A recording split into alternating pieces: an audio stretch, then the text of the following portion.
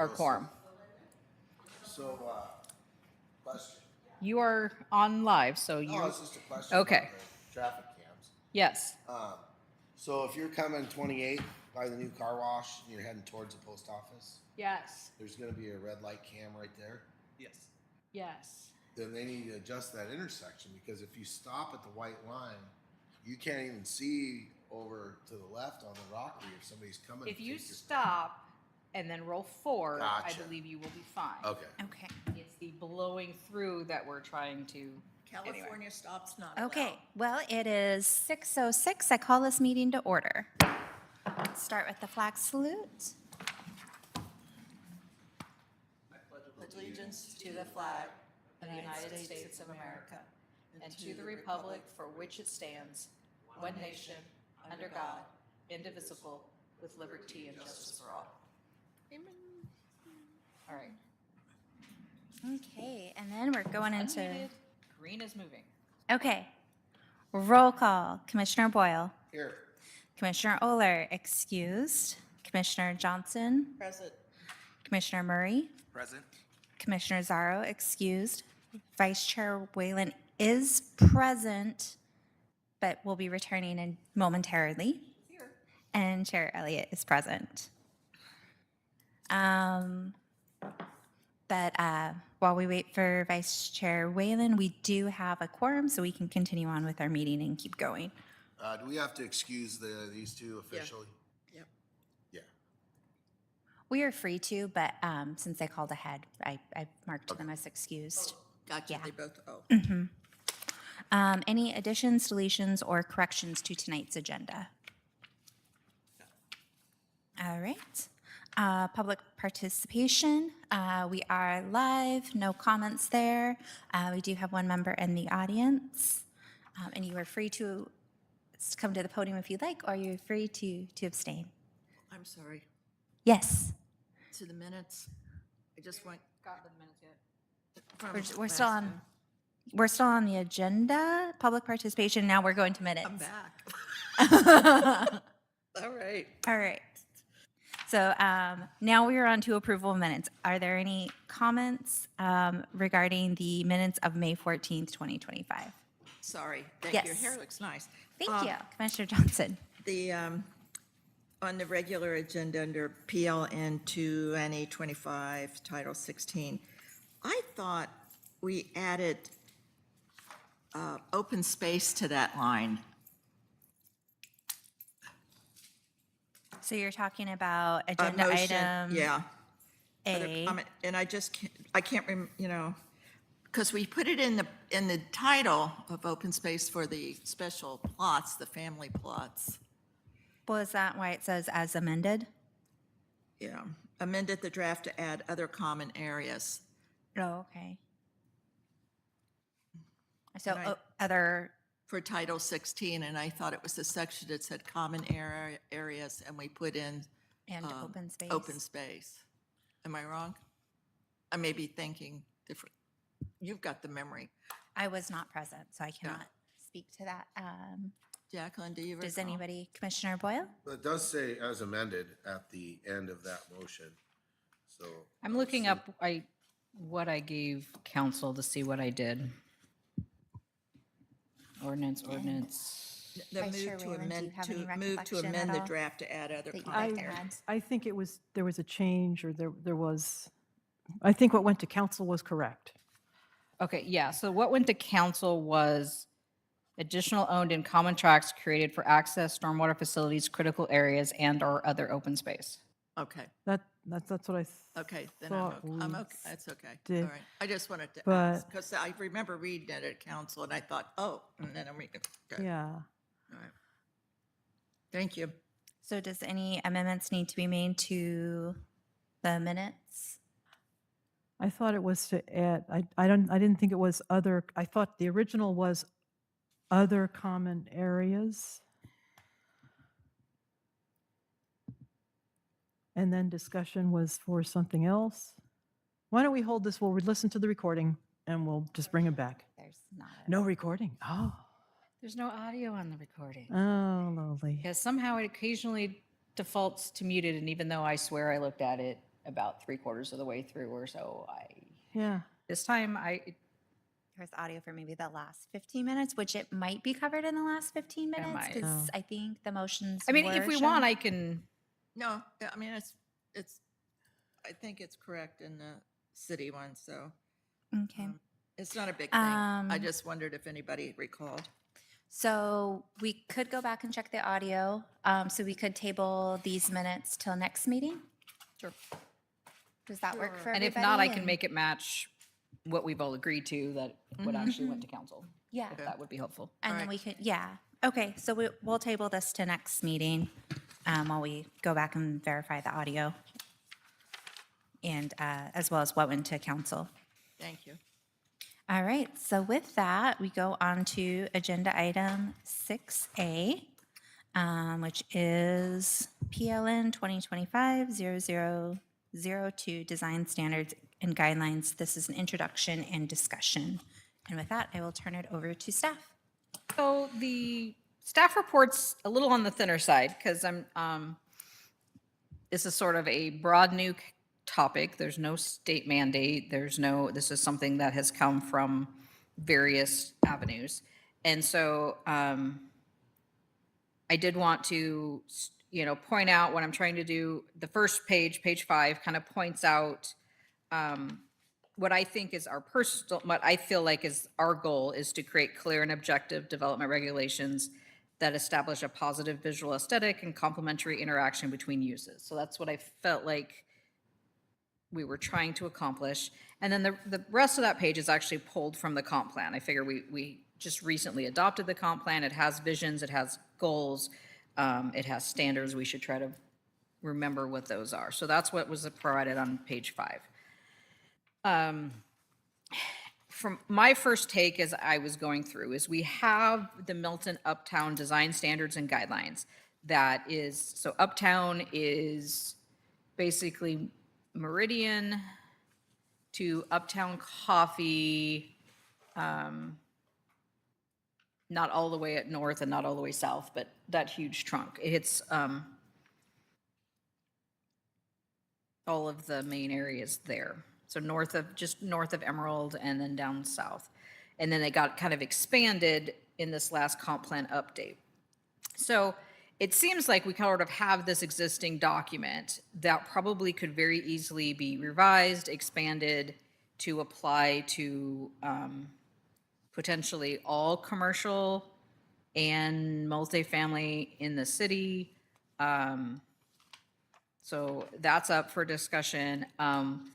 I did include at the kind of the end of the packet, some of the stuff we had talked about that was sort of carried over. So starting on page, I think 12, we had talked about maybe some outdoor storage, outdoor sales, drive-throughs, adding some more. And again, there are some in the Uptown Design Standards and Guidelines that does address some of those things. So should they be, again, if we're going to do one design standards and guidelines for the city, maybe we mesh all that in.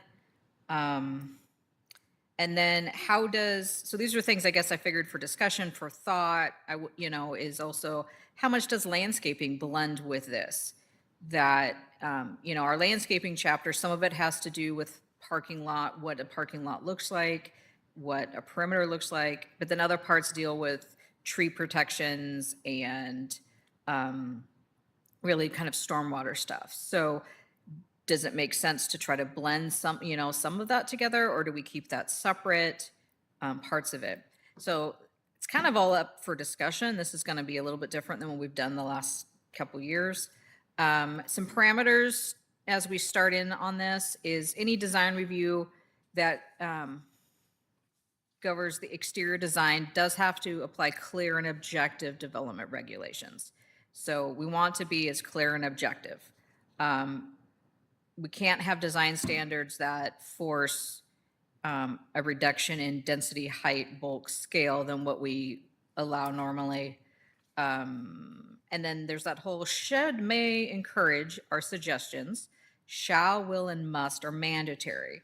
So a thing to think about is there's a way, because on one hand, you want to make sure that they are that a development is hitting your objectives, but you don't always want to be so prescriptive that there's no way to have flexibility if they have a great idea.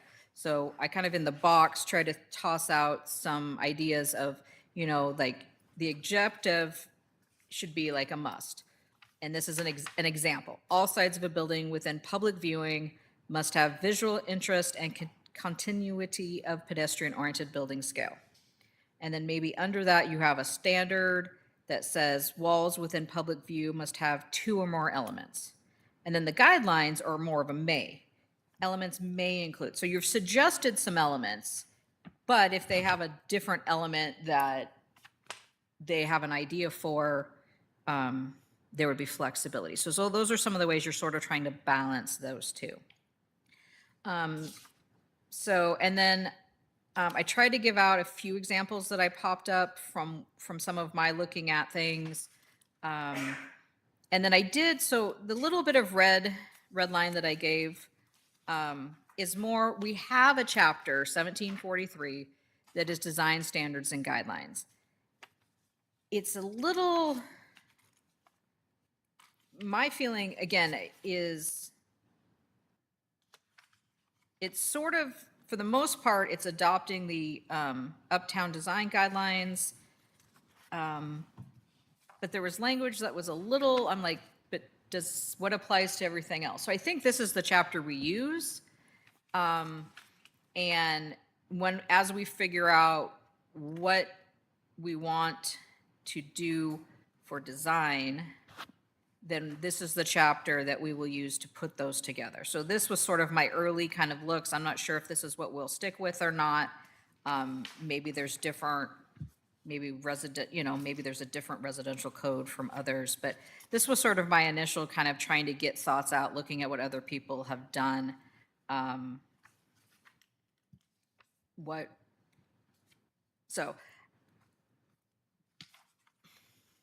There's a couple of places that are green and I'm not really sure why. So if you see green on there, I don't know if I made a comment and it just didn't show the comment or what it did. So it's this is not me saying, I think it's sort of open. So I don't know if we want, Chair, if you know, how you want to go with just getting people's initial take of what they think design guidelines are or what they're hoping to get out of it might be a good place, but I'll leave some of that up to you. Okay. And if there's anything we decide we want to look at on the screens, I can pop things up. Yeah, so as far as kind of organizing our thoughts in the process a little bit, I started kind of just writing what I thought might be good discussion questions or ways to go about it, and then we can start looking into how do we want to deep dive into these more. So some of the questions I'm hearing you have for us are, do we see this being more of a one design standard or multiple? Do we need to revise the Uptown standards? What are some of our priorities? What questions or homework do we have for staff or council?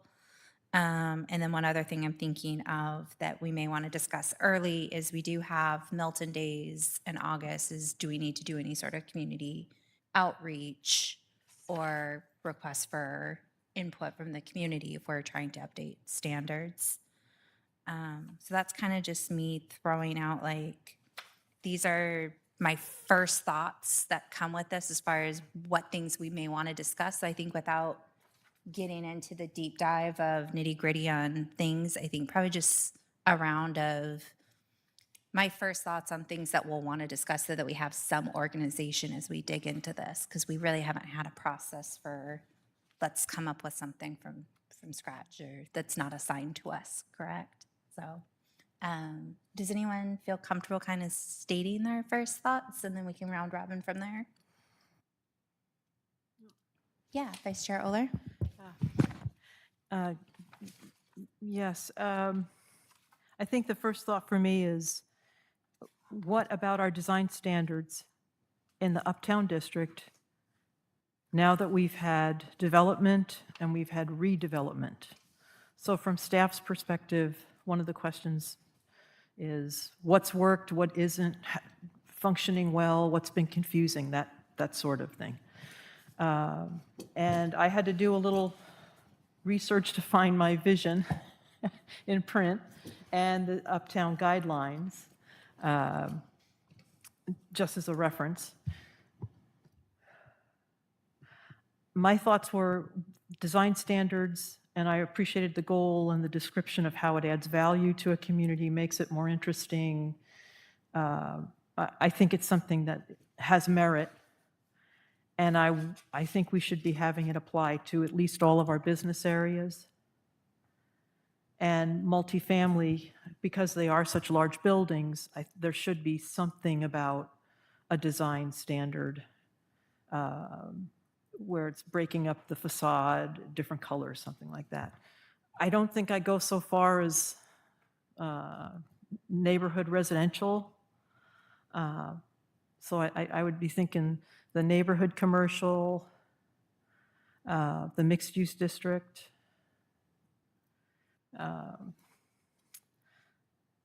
the business district. So you get the gist. And I would think there's something appropriate for light manufacturing as well in terms of screening, breaking up vast expanses of parking lots. So I see there's merit to it. I think there's value in it. And initially, the shall, the must, I think it might be helpful, especially for new folks, to understand how our design standards are already set up.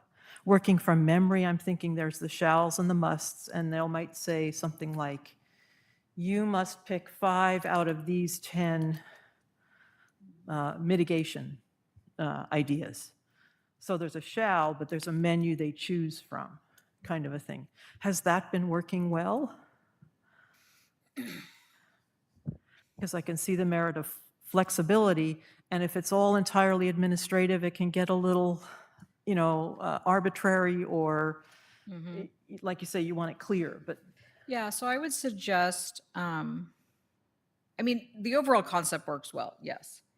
I would say if you're out and about, look at the brand new car wash, which did a fabulous job and has some really fun features.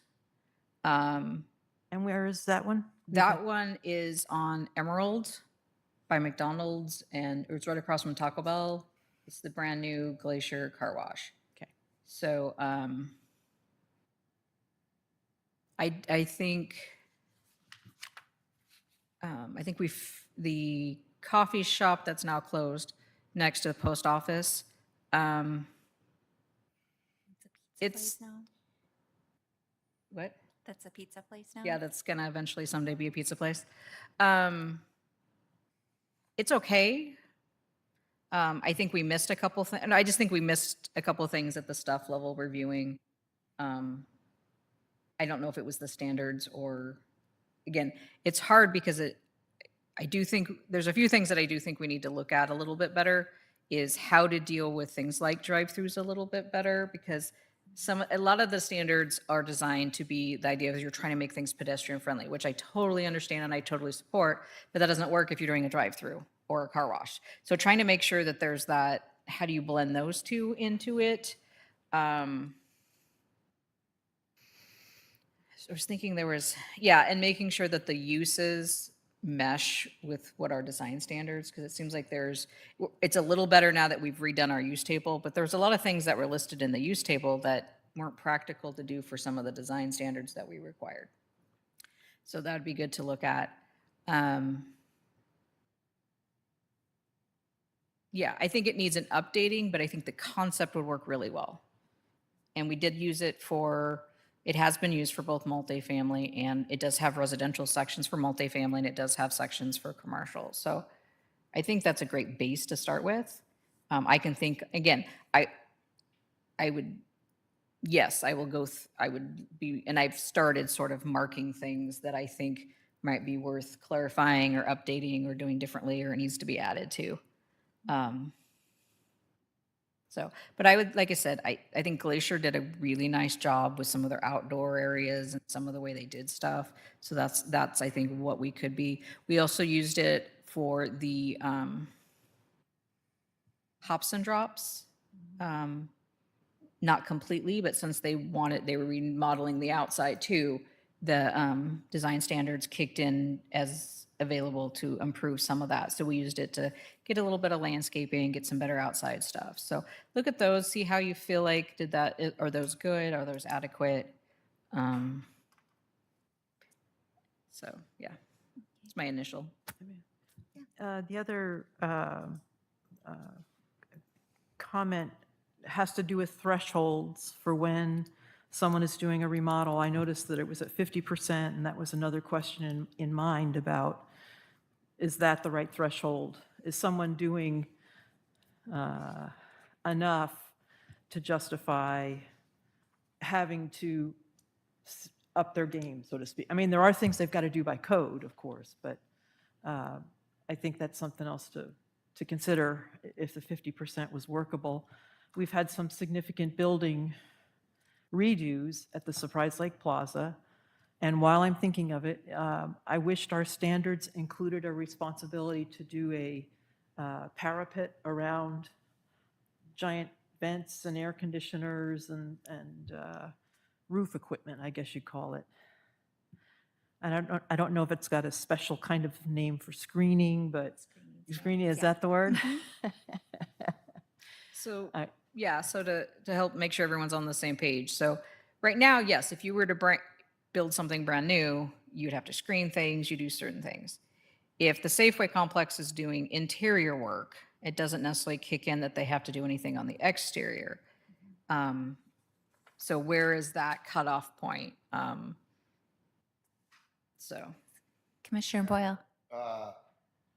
Along what Commissioner Whalen was saying is Cannon Electric, how much was their improvements did the city have say in? Because I know it was basically a derelict building for 10 years, and they, we were just begging for someone to come in. And how much say did the city have with their designs on their building? Because I mean, fortunately, I think it looks pretty good. yeah, so They have to work with. they don't fall under any design guidelines. So the outside of the building was all them. So, we had they had to meet landscaping. So the landscaping was from our standards. I don't know that anything on the outside was from standards as much as just, it does look really nice. They did a nice job.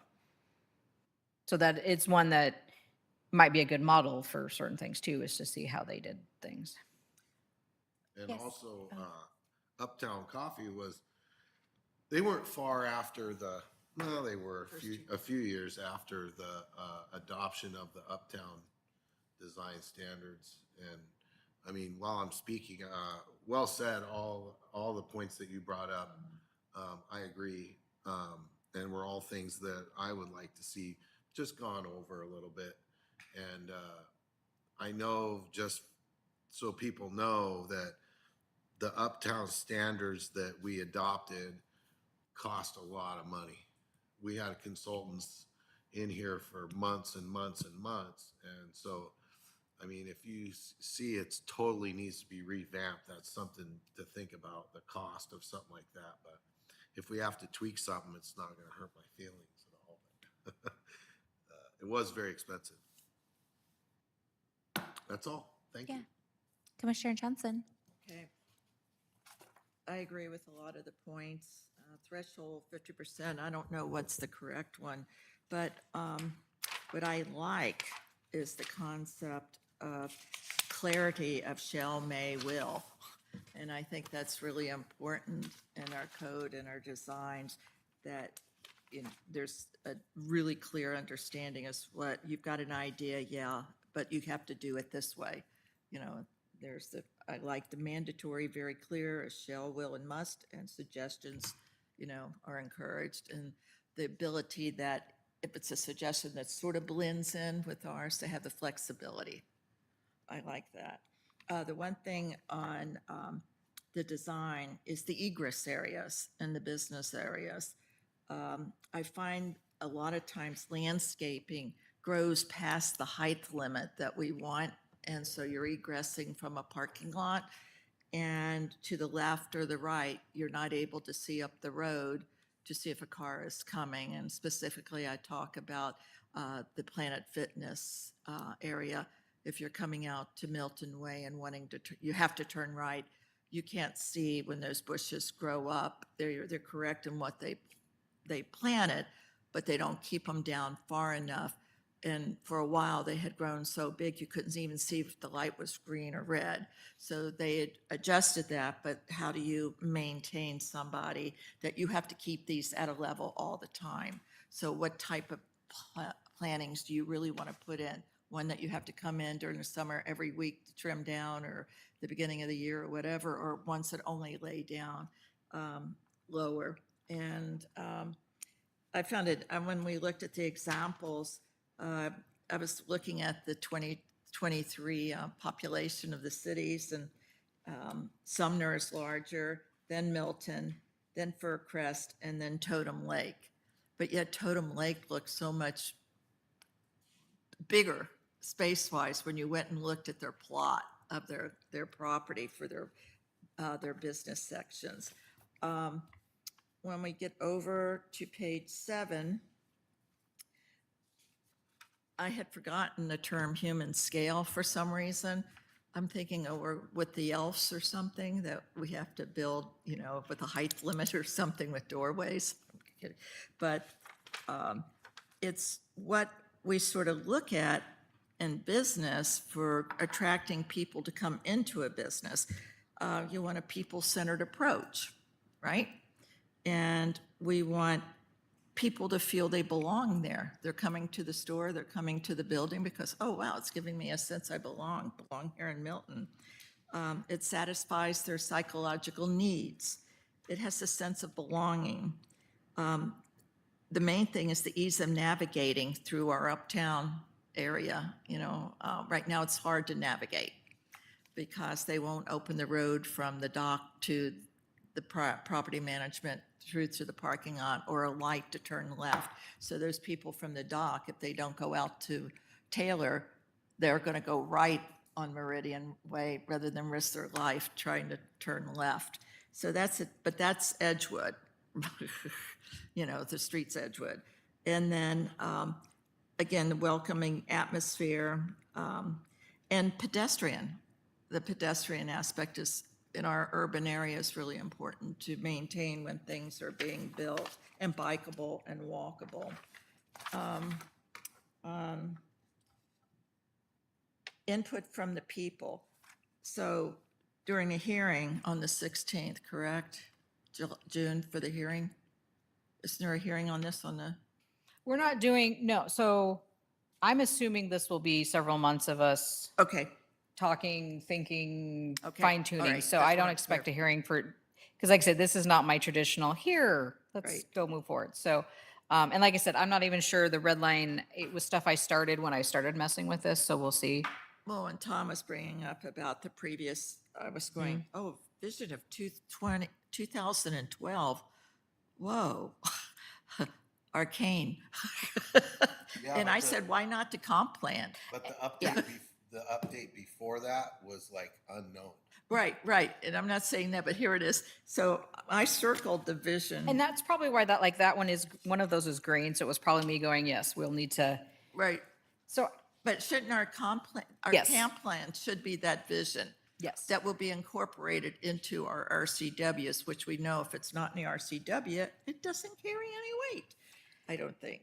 Okay, and, okay, page 9, under E1, 3A1. Exterior alterations to detach, and excuse my voice, I'm sorry. Exterior alterations to detached single-family residential buildings and other additions. Is there something that,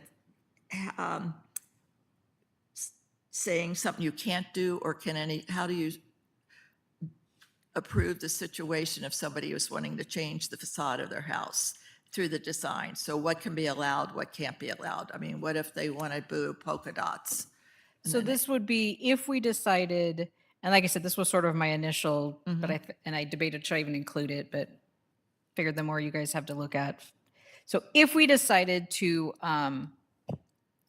create some sort of guidelines for detached single families, 1 and 2 family dwellings, then those things would apply. If we don't have anything specifically for single family and duplexes, then none of that language would matter. Well, I guess my question is, should there be a facade design that is not allowed in the city?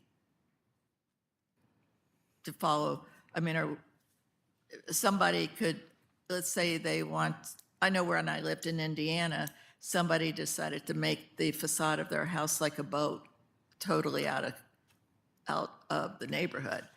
That happens. People have lots of thoughts and creative thoughts. So I don't know where that goes, but it's just a question I'm putting out to. And that's a little bit of the question of, it gets likely to get a lot more probably pushback if you start messing with people's houses. And I don't know how many, like I said, the majority of developers are going to go with standard. Yeah. If somebody wants to paint or do something, is that, or, that would be up to us. There's also, is there any minimum things you'd want? Like I was, sometimes a city will simply say, if you have a wall that, that faces, any wall that faces, similar to some other things, my example is even with a house, let's say if a wall faces a public street, like, so if it's your sidewall, you need to have at least 2,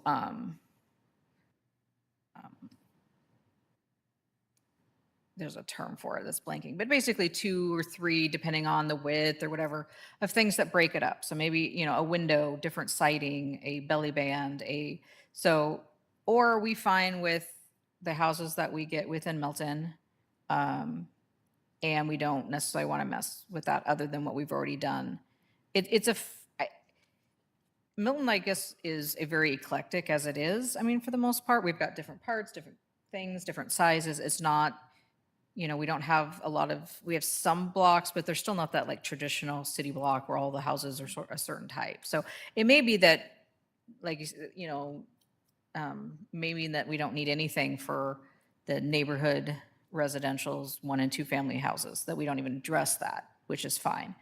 And just stick to multifamily, which for us would be triplexes and greater, and our commercial districts, business districts. On page 11, the only other thing I have right now is F, and the third line from the bottom, findings 1 through 4. You mean E 1 through 4, right? Where at the last line, it says E 1 through 5 of this section, and then it says findings 1 through 4. So I was trying to say, is that the 1 through 4 over here under E? On page 10. So director, a written request that addresses required findings 1 through 4. In making this decision, the director shall enter findings of fact and substantial similarity to those found above in subsections E 1 through 5, but I don't know where 1 through. I'll need to, Just for, that's existing language, so yeah. good, I'll do okay, some digging That's it. of what they're referencing and what they're thinking about. Thank you. So it could be 1743-020A 1 through 4, but Yeah. The only comment I would like to make in reference to what I agree with, I think it would make sense for the comp plan to be more the new vision and all this stuff. I do think somehow we will still need to keep, so there is that sort of vision for traffic circulation and different things for the Uptown District. So maybe it's a section within the section of that specific area, because there is all that of trying to, how you do the streets and how those all connect and everything. So that still needs to probably stay in some level. But I do think, I mean, because for Public Works, we're actually, it's a great timing because we're working with our engineers to update their standards. And so that'll deal a lot with what frontages and the street widths and all that kind of stuff. And it's all in one document that someone goes to. And I think there is value for us to say, okay, this is our design guidelines and standards. And then, yeah, maybe within it, it's like, okay, these are more, these are for these are special, these are for everybody, these are for multifamily, these are, or maybe a certain zone has certain things, but I think there's that. But I agree, we've just done all this work with this great comp plan for the city. I think that becomes our new main vision and goals, but we also need to, we'll keep a section for the other. Great. All right, Commissioner Murray. Hi, first of all, thank you for letting me join you all. Welcome. I just got my email set up today, so to be honest, I have not gone through all of the details of this being the first meeting. So I don't have anything to contribute fully today, but I do, listening and kind of skimming through, I do hear and agree with a lot of the things that the other members are speaking to. Great. Answer. Easily All right. picked on for 2 meetings. He's like, "New." Yeah. So what I'm hearing is the Sweet bird focus. of youth. Well, could we go around again? Yeah. And I wanted to make sure to hear from Chair. Oh, yeah, I think first. I started with some of my stuff, and so I wanted to kind of get a good summary of like what I heard some of the hot points are, and then we can get into a little bit of what some of our goals are with this. I'd like to, for tonight, be able to walk out with a little bit of what information would be useful for us to continue this discussion. I think would be a good objective when we get to the end of this. But from what I'm hearing so far, some good targets or hot points are drive-through, making sure that zones mesh with standards, that we have screening standards, that we're looking at our egress sightlines and navigation with coming in and out, and making sure that it's like a multimodal. So whether it's pedestrian, bicycle, that we're looking to make sure that we've got several ways of egress, access, so that we have more of that community feel from it, because the target is really community, welcoming, without being maybe like overly burdening and getting into, design colors and that level of it for like, especially residential, allowing some level of eclectic.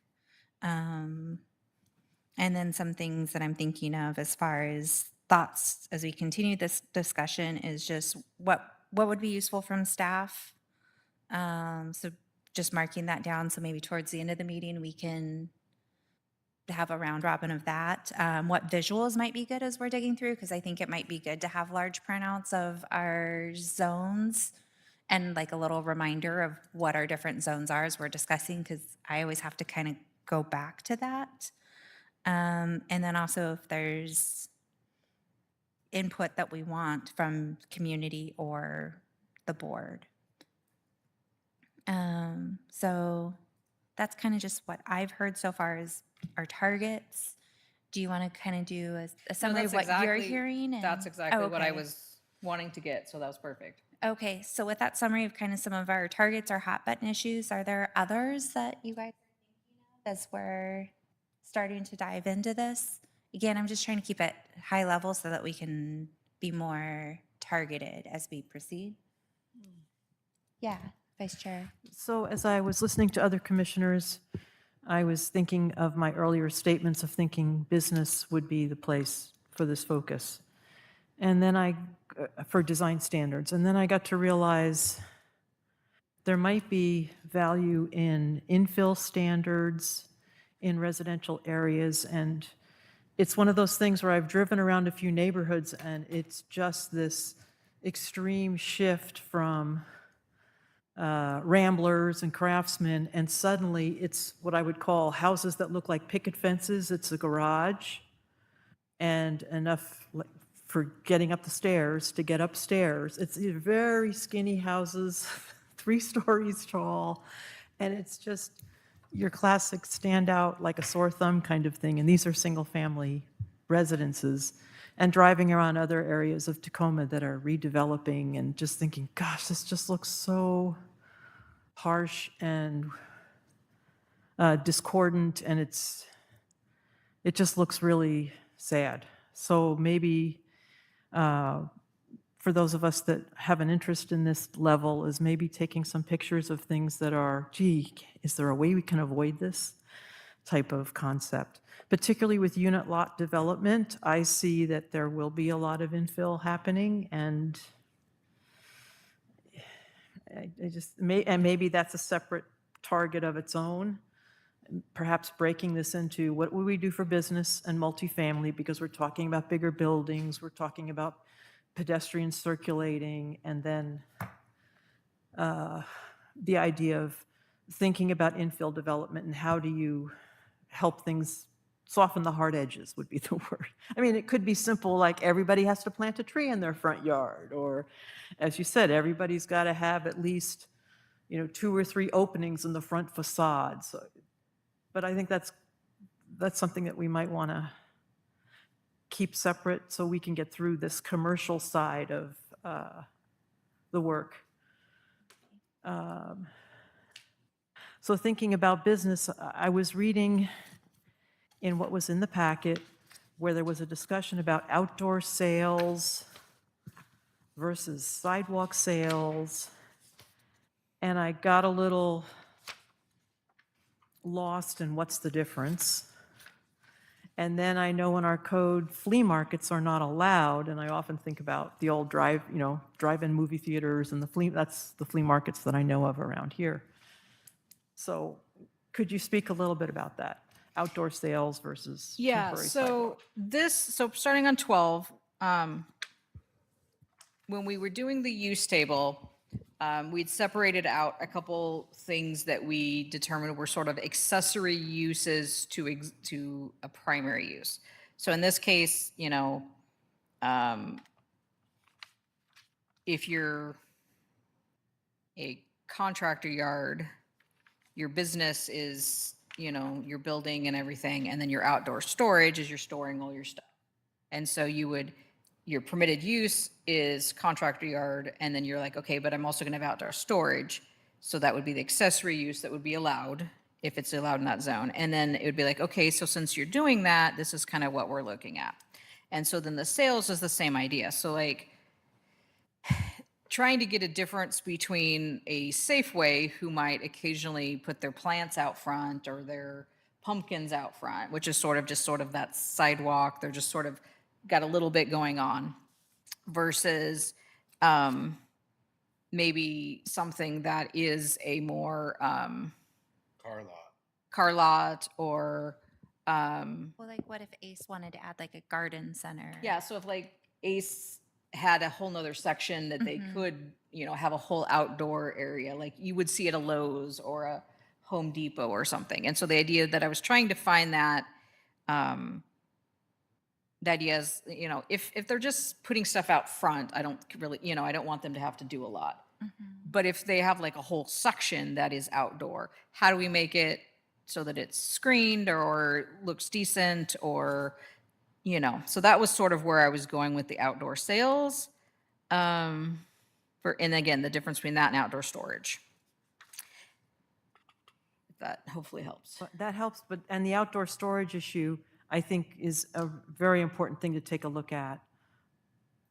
Only because not everybody wants to live next to stuff that's being stored out there in a contractor yard. When we've got neighborhood commercial, and I don't have my table of uses to know exactly where that contractor yard storage is allowed. I don't think it's allowed in the mixed use district, but at any rate. Yeah, like right now, outdoor storage is only allowed in industrial. And community facilities, M1 M1 and CF. is industrial. Sorry, manufacturing, yes. Light, yeah. Okay, so, thank you. And Commissioner Murray?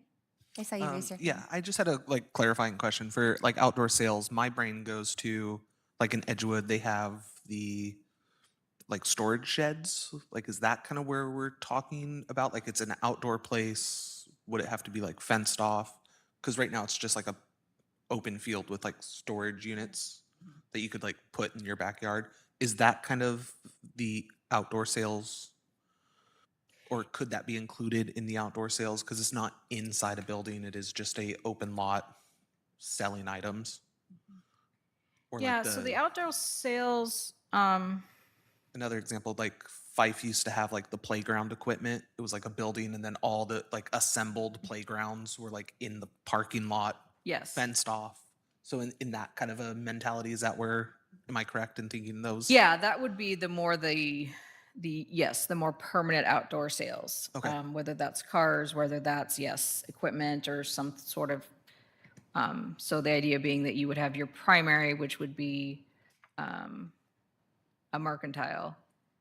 And then if you had the outdoor sales, it wasn't all in a building, then yes, the idea being that, what are those standards to make it feel a little bit nicer? Okay, thank you. Or protect, or again, it's both that visual, but it's also like a little bit of buffer from you and whatever's next to you, whatever their business is. So, yeah.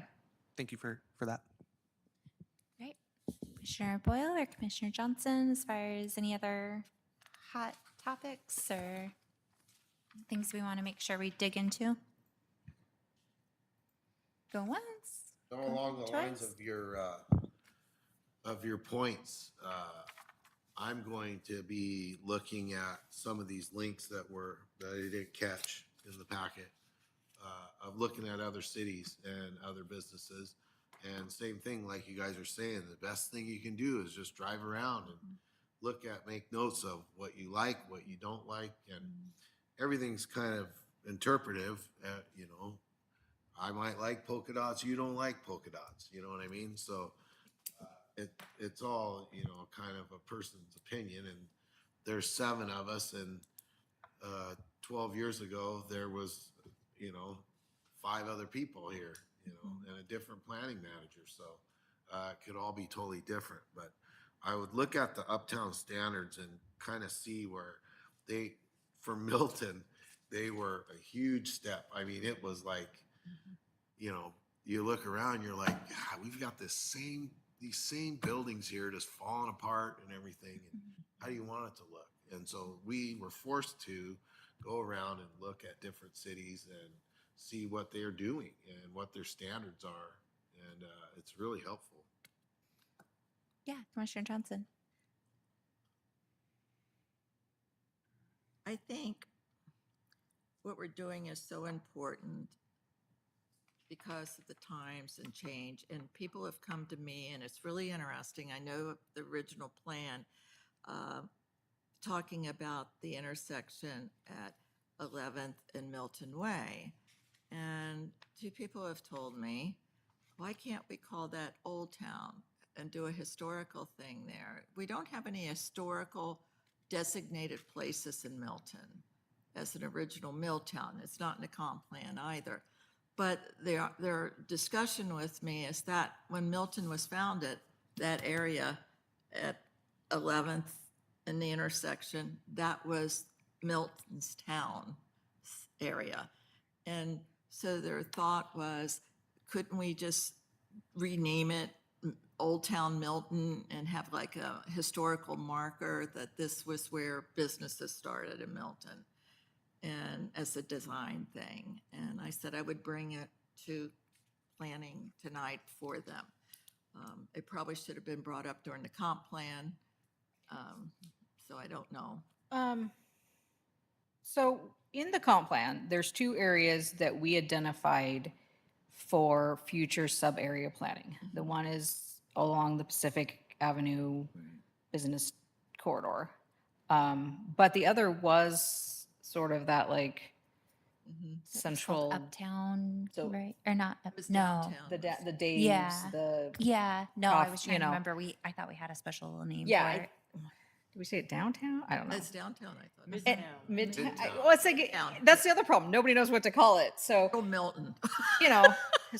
Old Town might be a great name for that. So it is tagged in our plan to do sort of that like sub area to, again, I think that idea that there was sort of a drawing once, but nothing followed up with it. So that is definitely an area that probably would be great to start engaging. Obviously there's some great things there. There's some challenging things there, but have that. So yeah, Could I add on? Yes, Vice Chair. Milton's history has been a hobby interest for myself, and I think before what happened around Dave's area, which was sort of the 40s, 50s, 60s, was when you really saw things happening, and the newspaper articles in the Tacoma News Tribune, 1948, the new building in next to Dave's kind of thing, one story, it had insurance, a lawyer. I mean, it was just all compressed, but I think our original town center is down on Porter Way with the interurban trail that used to act when the train was running or the interurban railway was running. There was a power station it's like where the ball field is. There used to be a power station for it. And there's been some pictures, I've seen them at Safeway in their nod to being in Milton, showing boardwalk, and you look down and you see a few boardwalked buildings right along Porter Way, where the old Smith building, I think it is right now. So I've heard an idea of going for the 40s or the 50s theme in center of Milton there. So yeah, lots of ideas, but I think to get this just launched, I would suggest we just think about what would be a good universal starting point. Maybe Uptown's got stricter standards because of how automobile-centric that area is for protection of pedestrians. And just think about businesses in general and large multifamily. I don't know if it would even go for community facilities. I don't think the school's going to be rebuilding anytime soon, but would that be a place for design standards? So I think the scope of it and keeping it more straightforward and then coming back and working sub-area plans and getting a little more creative. But I will do some photographs too of things liked and not liked to try to contribute. Yes, Commissioner Johnson. Following up with Commissioner Whalen, do we have anything that says we can't have busing parking lots in the city? can't have what? Busing parking storage in the city?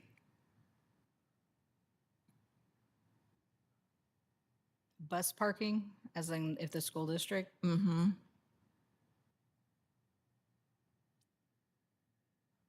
It's not clearly one way or the other, I don't think. Okay, I know they've discussed doing that. okay.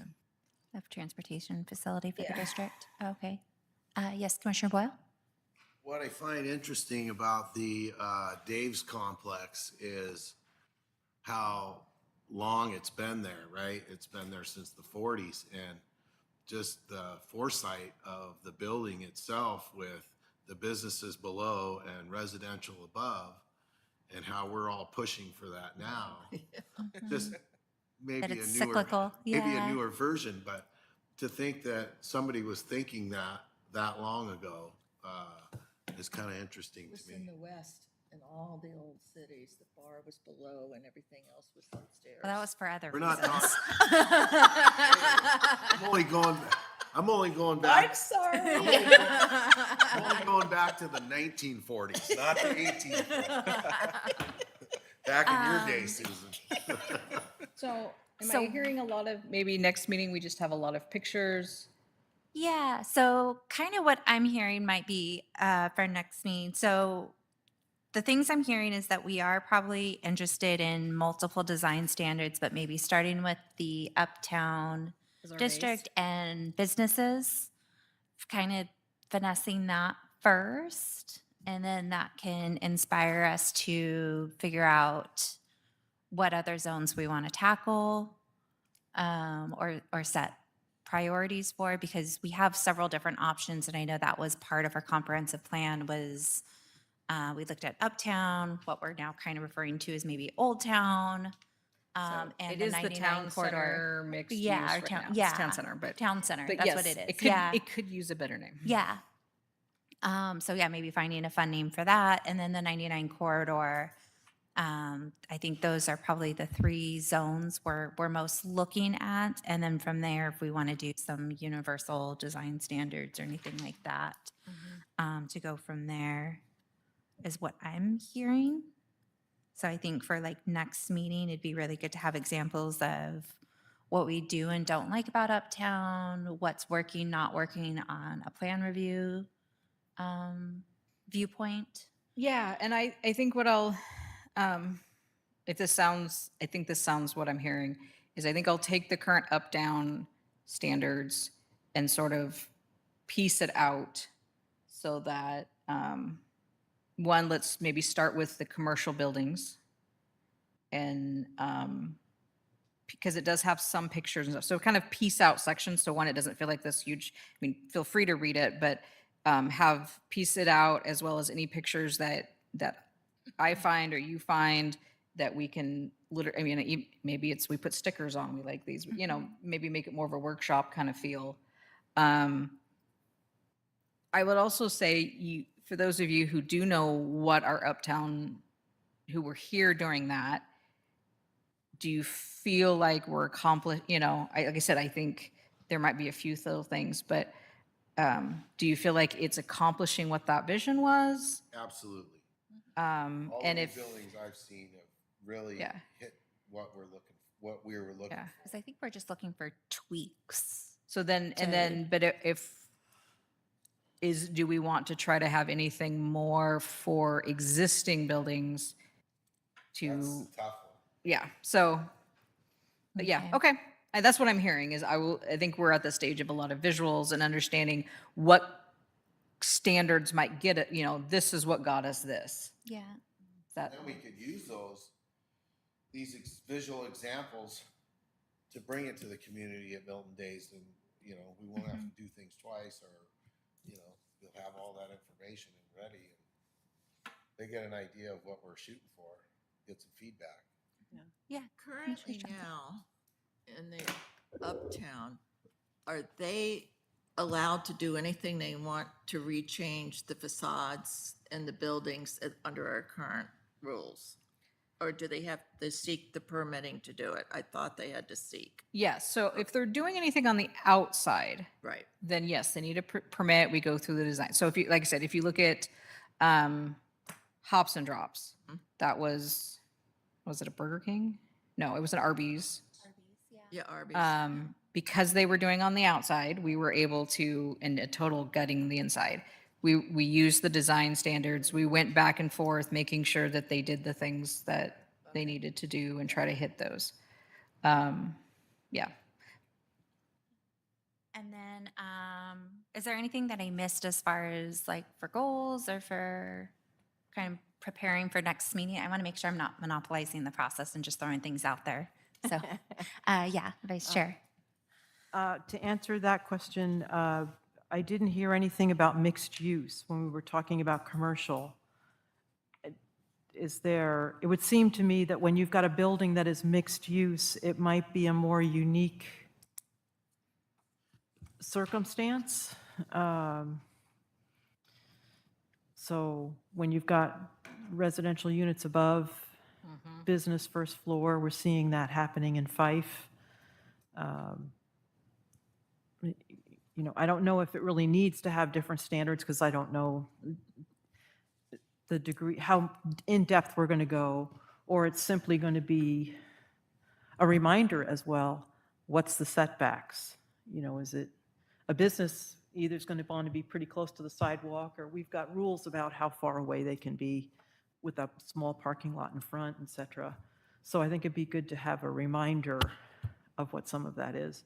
And as far as Uptown design standards, the vision called for something that many people were rather doubtful of, but the way the consultant presented it on slides about how something could evolve, it could evolve. But when you look at just the cover page of the City of Milton Uptown Design Standards, it shows a beautiful entryway into the city on Milton Way, where there's a landscaped island, there's parking on the street. I mean, so that means taking away businesses to accommodate that width and building up so you've got a road. So it looked real good in the slide presentation that it can happen, but there are times when I go past this Surprise Lake Shopping Plaza where Safeway is, that parking lot in its entirety can be full. So it doesn't seem like there's a whole lot of room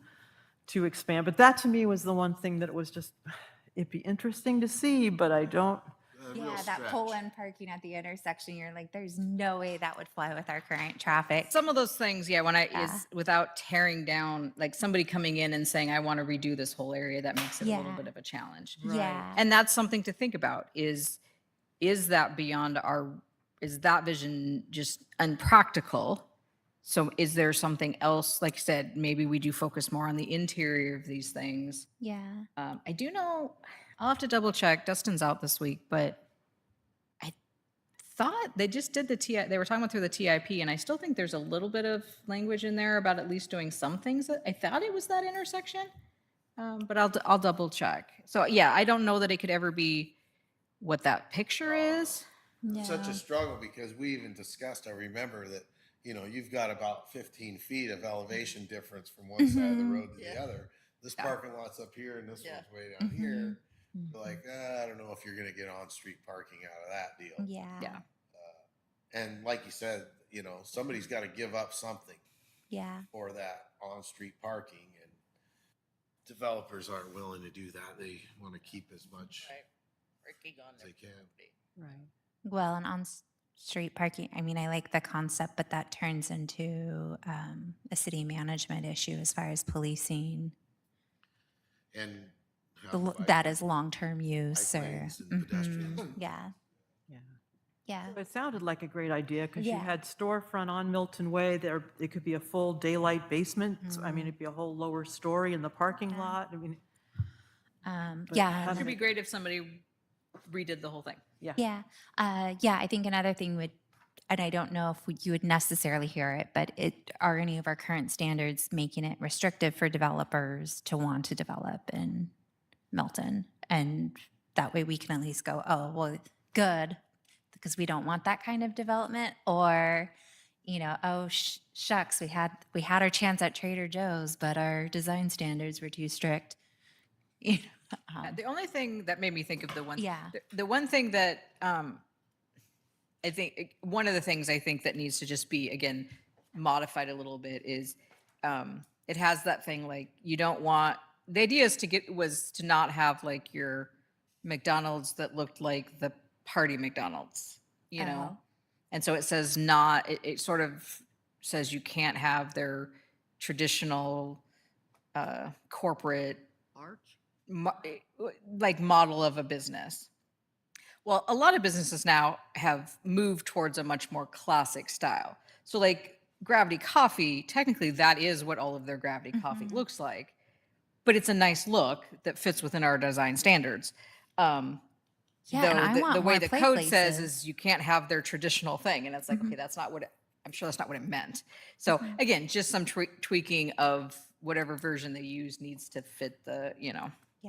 Well, Were you they can trying to limit our McDonald's play places? Because well, Those were it's just the idea that the savior back out, in the day. certain places outside get a little, they were a little crazy in the 80s. yeah. Yes. Question, while we're Commissioner talking Wayne. uptown standards and new construction with Taco Bell, the degree to which our uptown standards force changes on Taco Bell, do any come to mind? I didn't process that one, so I would have to go back and look Okay.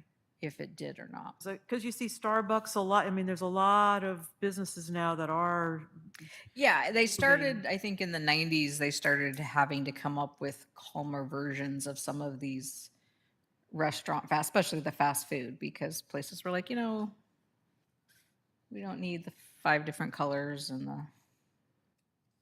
but if you look at Taco Time up towards Home Depot, that was nicely done. So I don't know how unusual that is for their, so I mean, it can be done attractively. Well, And so, yeah, exactly. And I think we need to have that. It's just the idea that the way it's written is almost like you can't have your stock model, but if the stock model is very nice and professional looking, then that's fine. So just making sure there's, again, that flexibility to say, oh yeah, you have to use your version that fits us. So All right, great. anything, like I said, it sounds like at this point, yeah, that we'll just come back with a lot more pictures, break down some of the examples, maybe break apart, maybe break the current standards into chunks so we can explain them, talk about them a little more, see if we think we need to, Yeah. what's working, I what's have a not. question.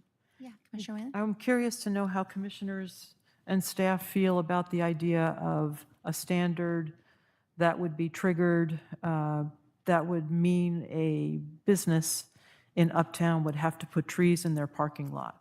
We'd have to what?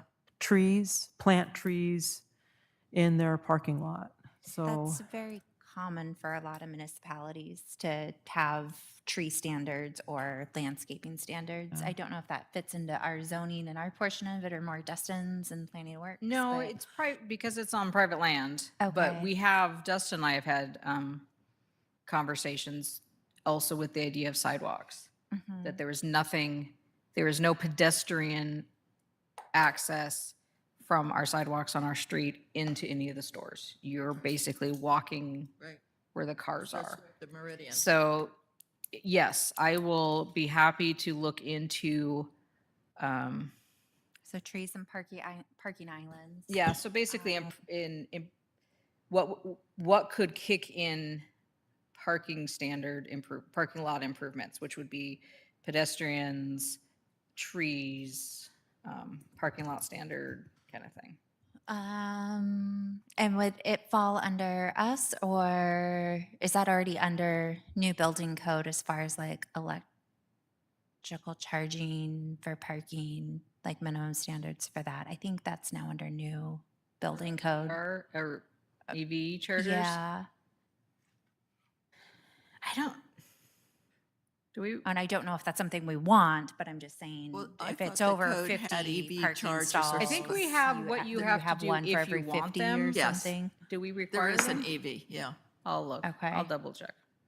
The other thing is that when a shopping center, if I may, I'm sorry, aren't there required, whatever you want are trees or EV chargers or whatever and sidewalks, the size of the business requires X amount of parking spaces too, doesn't it, in our code? Or does it? It I'd like does, to except make for the Uptown zone. So Huh? the Uptown district has flexibility because they're sort of existing. They are exempt from our normal standards. And they just have to demonstrate that whatever's coming or going fits within it. So it actually it's its own little animal. Yeah, and I know Which I the said, there is trend- some things for the Uptown that we need to keep Yeah, that are more designed for things like the parking and the access and okay. but the design of the buildings, I think, are very transferable. And I think that's a great, like you said, it would save us. It's always nice when you can start with something and Yeah, use it elsewhere. yeah. I was like, parking standards turns into its whole other thing, right? Because I know most cities are trying to get away from it, and I'm more of like, But we Your really don't delivery have other trucks don't area count. in the city that would be equivalent to the Uptown size-wise, right? Right. So like I said, it is its own, there are things that are unique to it that I think we need to keep. But I think we can use the building design stuff for other commercial buildings for multifamily. I think that gives us, for just the building thing. I do think at some point it would be good to have the sub-area plan for maybe town center / whatever we end up calling it, to go beyond just the building look, but also just that, what do we want for the feel? And then we're definitely, right now, we're working with a grant to try to get some money to start a sub-area plan for along the Pack Highway. Because it's an area that's been so neglected. It's an area that Sound Transit's coming through. It's an area that we're all concerned about with the speeds and the safety, and we can't, it's like this endless circle of, we want we'd love to lower the speed limits, but the state's like, you can lower the speed limits, but nobody's going to go slower because it's 4-lane highway and people drive Yeah. what they they drive. see. And so you need to do improvements that, you know, you need to do changes, Traffic calming measures. traffic calming measures, and then we can help you by lowering the speed. So it's like this whole cycle. So that's why we feel like that's kind of our thing is let's look at that area, let's start doing those kind of things Yeah, and see if we can do that. yeah. Commissioner Boyle? Is there a roundabout going on 99 where that old scale house is? Right now, I believe there is a roundabout going on the Federal Way side of 99. Yeah, so that's Where the winery is. the junkyard. Yes. There's a junkyard there. Sure. And then there's. I very seldom drive that road that direction. I've done it, but I don't know. Yeah, I thought I saw some signs for Yeah. that. Yeah. Oh, Could okay. come down about. And part of it is roundabouts slow people down. Yeah. Yeah. So I know it'll- that's been on the wish list for a long time. Yeah, but- and there, yeah, because people just, because there's no, I mean, again, talk about an area where there's not even businesses, so people just, I will say publicly that I have noticed Milton Police patrolling Highway 99 for the first time in about 30 years. Yeah. Uh, They're and everywhere. I'm happy to see it. Even if they're not pulling people over, as long, if they're doing paperwork there, Their presence is there. Presence. it works. It does. It worked for me. Whoa, hit the brakes. Commissioner Johnson? I got a couple get out of jail free cards, but I don't want to use them, so. Oh, my goodness. I agree with Commissioner Whalen about the trees. When you think about the history of Milton and the old growth trees in the city, and trees do help shade people in parking lots with their cars, like at the post office, you know, you got this couple. And I will say with the church property, I was still, one part disappointed me is they were not required to put in as many trees as they took down. They kept the front part, but that back area, there's other areas that I still think there should be a requirement of X amount of trees you take back, you got to sort of put the same amount sort of in. Yeah, Lakewood's got some creative tree rules. And they that were we'll look big at. growth trees. so on a side note that I was gonna do under my staff report, but this is as good as any. Did I read your mind? No, well, I agree that we are going to get to, like I said, we want to get to the landscaping / tree standards. I ended up at a urban forestry workshop that was put on by Pierce County, City of Tacoma, and the Department of Natural Resources. It was a fabulous workshop. And again, talking about urban forestry trees in your cities. And one of the things that several of us were talking about is we have properties, you know, we have our tree replacement standards, but there is no physical way to actually do those tree, you know, if you have 50 trees, our code says you have to replant 150, well, then there's no place for the business that they were going to do in the first place.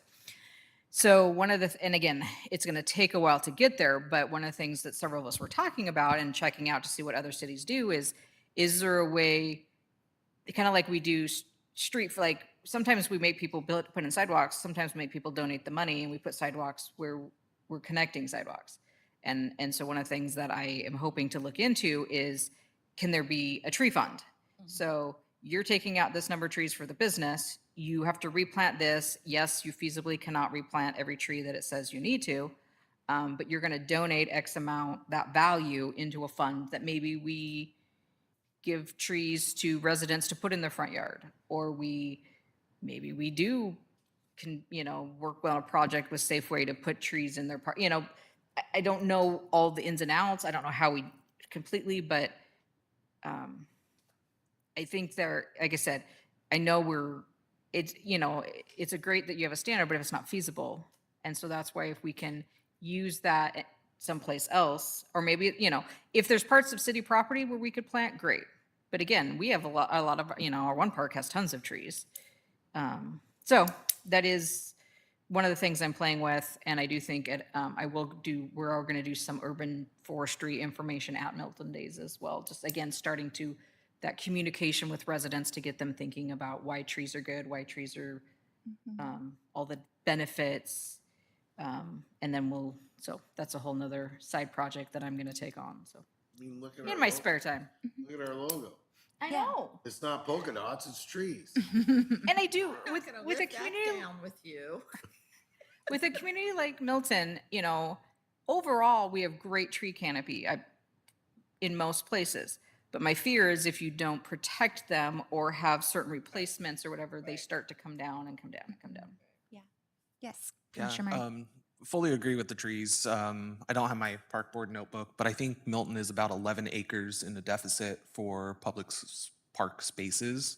So what we can do to bring any sort of nature and trees, plants, whatever we can do in that sense to bring that into the city as much as possible, because we don't have 11 acres to just create public space where we can add these trees. So really utilizing, I love the idea of like a fund where we can use it down the Milton, the interurban trail sections where we can do some tree planting programs, or I know there's businesses that hand out like saplings for Earth Day and things like that. Like, what if we were to create a fund where swing by City Hall and grab a tree sapling for your yard, and it was funded by that account. But yeah, anything that we can do to bring trees and things into the urban side of it is huge because we don't have the public space that we should have to integrate it into the city. Great. Thank you. I would think on the urban forestry front, there's the whole issue of, it may be that we end up with trees in the landscape strips only. So when it comes to neighborhoods and what I've witnessed in my neighborhood where, a lot that was densely treed, totally deforested. And I can see it from the builder's side, gives them maximum flexibility to place things, but it's been an impact to the neighborhood. I mean, you lose the cooling, you lose a lot to it. So I hear your point of it's a tough balance.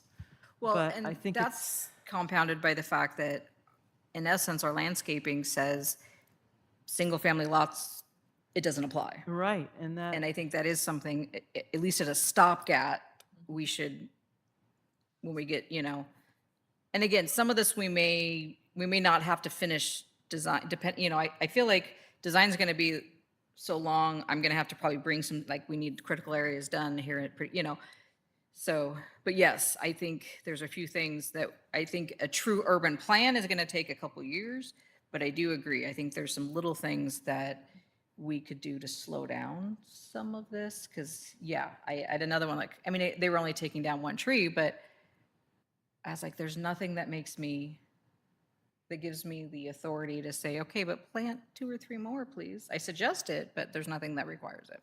Right. And there's all sorts of concerns about trees falling, I mean, it's quite a mixed bag, but I've been in communities that were working hard to be designated as Tree City USA, and that might be a resource for Arbor Day Foundation, maybe another one.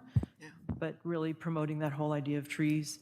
But back to design standards, I think if we do keep it more to the commercial, let's just do that chunk and maybe some simplistic, if we're able to, infill standards. But for me, the concern is this idea of neighborhood commercial where you have residential and business mixed. I think that's a zone we should really take a look at so that it is very welcoming, pedestrian-oriented, comfortable. So it is that vision of, well, I'll just go downstairs and get my fresh roasted coffee, So, thank you. Commissioner Johnson, then Commissioner Boyle. I remember a couple years ago, the issue in DuPont, the trees that were planted in the strips between the sidewalk and the properties and the roots, and it all fell on the owners because the city said it wasn't their responsibility, and that's sort of true, I think, in a lot of places. So we have to be careful because the roots do, and it was so nice to see the part of the trail from Kent down to Porter where they got rid of that big hump that was there from the tree roots. And certain trees have higher roots than others. Yes, the right the tree infrared. in the right space for yeah. the right future. Yeah. I think cities have learned a lot over the last couple of decades. Yeah. They're also, again, this workshop was fabulous.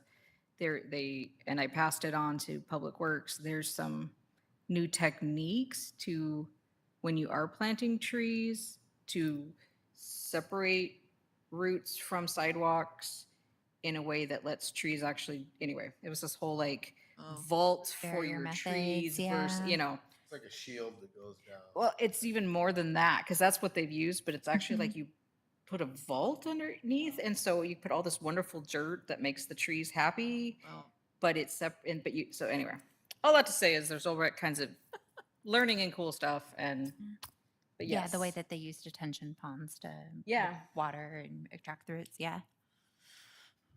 Yes, Commissioner Boyle. Did anybody else notice this meeting that when we're working on something that's not mandated or that's brought to us by staff that has to be done, how much more homework there's going to be? For all of us? it's not worth it. Yes. Yeah. Didn't want you to be bored. Yeah, so I think as we're approaching 7:30, I just want to make sure we're clear on kind of homework for next meeting or next tasks. So some good visuals that I'd like is just if we can get plotted out our zone now and just a brief, I think there was like a nice little one pager of like what each of our zones were. Because with them being new, we just keep forgetting the new names. I think as far as staff input, just looking at what in Milton Uptown design standards, the likes and dislikes, or what has or hasn't worked as far as your plan review and that perspective. What else did people think of as far as homework for or prep for next meeting? If we had pictures of things we liked, do's, don'ts, I guess. Okay. If you find things and you want to email them or text them to me or something, 'Cause can If we you don't make have use my- of the TVs yet, or? yes, we Oh, can use okay. the TVs. Okay, I have the secret code. cool. Yeah, if you don't have my work cell, I could give you the work cell. If you're someone who takes pictures with your phone and you just want to text them and that's easier than emailing, I can handle that. So yeah, if you happen to see something that you like, or you're like, this is something I really don't like, then we could play with that. Okay, and next meeting's focus is going to be more on our commercial standards, likes, dislikes. Doesn't mean you can't provide input on that, but I think that'll be a little bit more of our focus. commercial next time. Yeah, commercial Focus and on existing. commercial buildings, so retail, restaurants, offices, anything like that. How do you feel about mixed use being Yeah, involved and in that mixed use. discussion? I think mixed use goes in that discussion Okay. too. And then multifamily separate. And then let's kind of start there because I think that'll be enough of a chunk. Mhm. And then we can, maybe the next month. Okay. Are there any, like, stop gaps while we're doing this that we need to start doing, like, smaller? I think we're okay for this. I do think, Okay. like I said, I think there's some stuff in landscaping we may want to adopt sooner rather than later. And then I also need to work on critical areas. So those will come in the middle. And it may be, like I said, the landscaping is interesting because it may be, because there's sort of a design portion of our landscaping section, and then there's the protect the trees, how you maintenance section. And it may be, we can think about, and I'll think about, maybe does it make sense to take the design portion and move it in with this? So again, it's one document that has everything, but then the code specifically has this is how you're protecting trees, this is our significant trees, so Okay. we can play with that next meeting. Great.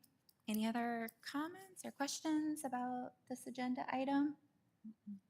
Everyone's feeling comfortable, excited. I know this has been, as we were doing the whole comp plan, it was like, what about our design standards? So I think it's good that we're getting into this. All right. Well, with that, we'll move it into staff reports. So you took my one that I did the urban tree forestry, like I said, workshop, really good. They kind of had their one model was sort of 4 steps, and really we're sort of at step 1. So really step 1 is public engagement, as well as starting to get an inventory of what we have. And so that's where I'm going to start. My banking and all that is really in that step 3 or 4, but I know that's where I think we want to go. So as I have time and as like I said, there was a gal at my table from Department of Natural Resources. She volunteered to come to Milton Days. She's sent me a bunch of stuff. Oh, She's good. really excited. So I'm going to use those resources I best I can and see what we can do there. A couple other just things. The fire department is moving forward. They've been buying land kind of behind Dave's. We will need to do a comp plan zoning change, which I knew was coming. I talked with them last year once they figured out what properties. So we get to do one comp plan, kind of update a year, so that will come later this fall to change the map, because it really should be community facilities, I would believe. Oh, yeah. And then I think that's probably, I'll double check, but if anyone thinks of anything else in the comp plan that you felt like we sort of everything I think, oh, did we include that? I go look, and we do talk about urban forestry. We do talk about stuff. But if there's something that you feel like on a goal or policy we may want to tweak, let me know. And then with there's a few little things that maybe the zoning use table needs to be, now that I'm starting to try to administer it, I'm like, did we really mean that? Did we, just some little stuff. So if you think on that, I would like to do one kind of towards the, like I said, fall, we'll do something to kind of cover them. We've had, How's your new building inspector? oh, he's fabulous. Yeah, so our building inspector started a couple weeks ago. Like I said, he came out of more the structural for large buildings, actually worked on some building. He worked for the contractor who was building some of the buildings for Sound Transit, which I thought was a great, because we're going to have to deal with Sound Transit. So he's already gotten his, so all of his like certifications are more in like the structural cement, big building stuff. But he already passed his residential building code inspector, so he's got that.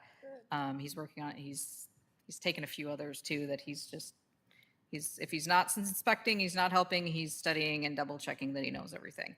Like I said, we are using our third-party inspectors to finish up the warehouses and to finish up Meridian and Stone Creek, because those are so detailed, and to not be at the ground level when those went up is really challenging.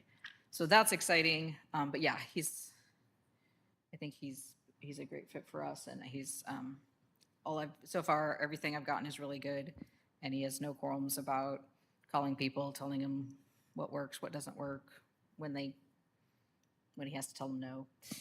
You gotta be a good bad guy. Sometimes you got to be a bad guy. I know. Anything else? Like I said, we have had a couple pre-applications for some various possible multifamily things, townhouses, that kind of stuff. So all within the right zoning and stuff. So yeah, staying busy. I'm seeing a lot of real estate signs for those open plots of land, so. Oh, we did get a preliminary plat application. I think they still have to pay for the property north of Hill Tower Park. On the corner. Mm-hmm. Which one? Is that Emerald? 19th and Emerald? Oh. That big Oh, property that's sort of on the hillside that I know which property. for years, yeah. So, Okay. yeah, I think just houses, cul-de-sac. But, so that, Wetlands there? there's wetlands across the street, Oh. but because the street's there, in essence, doesn't. Like 13 or 14 houses. I'll have to look. It's not as many as the first ones that would try to come in and cram things in, and I'd be like, you're not hitting any of our standards, so no. So yeah. So anyway, we're definitely busy. Commissioner reports. I won't put you on the spot. We'll start this way. Oh, And then yeah. you're going to start over there? No, I'm going to start with you because I didn't want to put him on the You spot. can set the example. Because then I can just copy what you say, Susan. I'm just Yeah. trying to stay out of trouble. Okay, well, Susan doesn't have anything. Well, Commissioner Johnson, please, I don't know you that well. Anyway. We're losing a store, Rite Aid, the 25th. And so Rite Aid is pulling out of all of Washington. Yes. yes, and so they've reported, I've heard to me, all meds, all meds will be going down to Fred Meyer. And you have to request if you want it someplace else. And that was directly from the horse's mouth of somebody there. And I'm wondering, have we heard anything of a possibility of it being bought out, or the property management say anything at this time? I have not heard anything. Okay, the other thing I ask is, did I hear a rumor at the council meeting about a temporary activity for 4th of July tent or something happening in Milton? So, at the Hollywood Video property, there will be a fireworks sale tent. It's a fundraiser for a youth group or something. Oh, okay, good. They're aware that they can only sell the fireworks that we allow. Right. And they've gone through all the proper licensing with the state and the fire department and everything, so. Thank you. I just want to know people got the real facts. Yeah, and the mayor did email the property owner and sent pictures. So they at least cleaned it up, because we're like, man, if you have people going in there. So there are a couple businesses or developments that keep talking. So we are keeping an eye on that property. And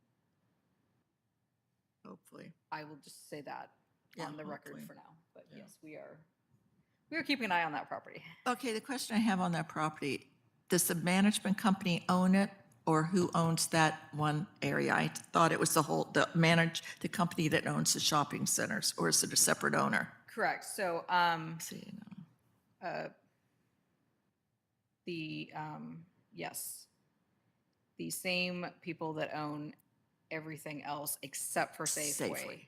owns that one That's what I thought. as well. Yeah. So it's Surprise Lake Square LLC. Right. Anything else?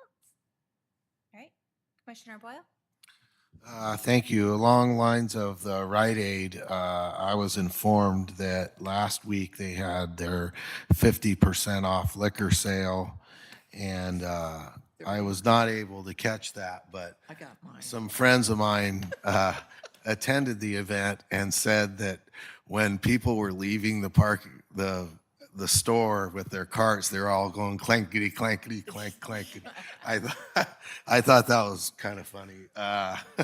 So they're having they're slashing prices at the old Rite Aid. The conversation we had about the new car wash, I have sampled the car wash in 2 of my vehicles, and I compared it to another car wash down in Fife.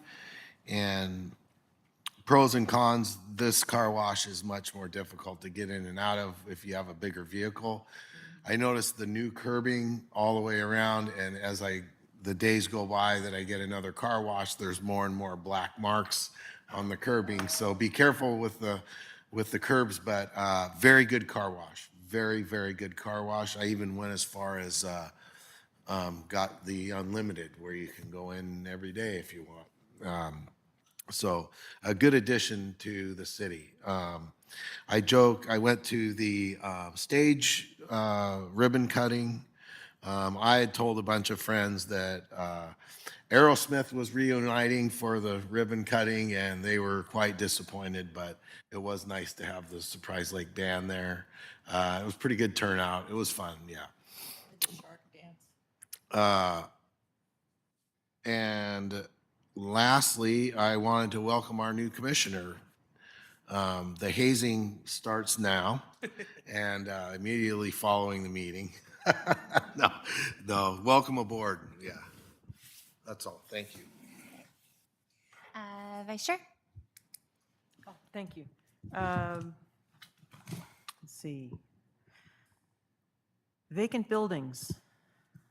A long time ago, the Planning Commission worked on code for vacant buildings in terms of what would help the police department manage negative circumstances.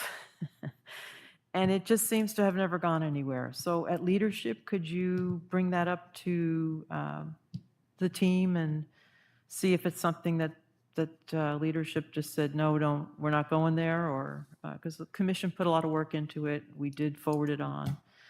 So thinking about a major store leaving our shopping center just brought back some history. One of the things I'm wondering is if we could go to a methodology with our documents where the margin is numbered, each line, as a way to navigate a document. It's pretty, I mean, it was easy with my Microsoft Word. You just number the lines and you can number per page or number all the way through the document. But it's the sort of thing you see legal documents, and just a suggestion to help us find where we wanted to focus more quickly. We could just say a line number and it's a lot easier to locate. And what else? Well, last but not least, welcome to our new commissioner. Thank you for being willing to serve and imagine a better future and work to find that balance of where we protect what we really value, and that's often the intangible. So welcome, and thank you for your thoughts and your willing to do homework, willingness, and help us come up with great ideas. So thank you. All right. And our brand new commissioner, go for it. Just once again, thank you for tonight and letting me contribute in the ways that I can, and looking forward to what the future can bring for the city of Milton. It's home for me and so many other community members. So looking forward to learning from all of you, as well as providing my insights, my background and my expertise, and blending this with the current commission to see what we can do to move forward with the city of Milton, and being able to present our ideas and conversations to city council. So thank you all, and looking forward to the future. For myself, I definitely want to say welcome to the group, and also thank you just for community involvement. It's always great to have public participation. So I just look forward to continuing to hear more voices and getting more perspectives on how we can better envision our city long term. So that is awesome. I had pros, love the stage. That's cool. Milton Days is coming up, so there's still plenty of volunteer opportunities. I know I got yelled at plenty of times last year as a traffic person, but yet I'm probably gonna, or road blockade ranger or something like that. Yeah, but yet I'm gonna probably volunteer again and just not get yelled at, hopefully, as much. Wear masks to help with the anonymity. We can't do Yeah. it anymore on the Yeah. streets. And then, yeah, I did see that about the Rite Aid, that's a bummer. That I was just thinking, like, man, it feels like Hollywood Video is like the only really empty building. Like, that yarn shop's gone in. That's cute. You know, Canon did a great job. I saw across from the ball fields that someone's occupying that building. Yeah. And you started feeling like, man, the city's like really getting fully occupied. And then to see that circumstances beyond our control, I'm hoping that we'll have a quick turn on that vacancy would be really nice. So that is all I have for commissioner reports. Everyone's gone around. Next meeting is July 9th. And with that, it is 7:45. I call this meeting adjourned.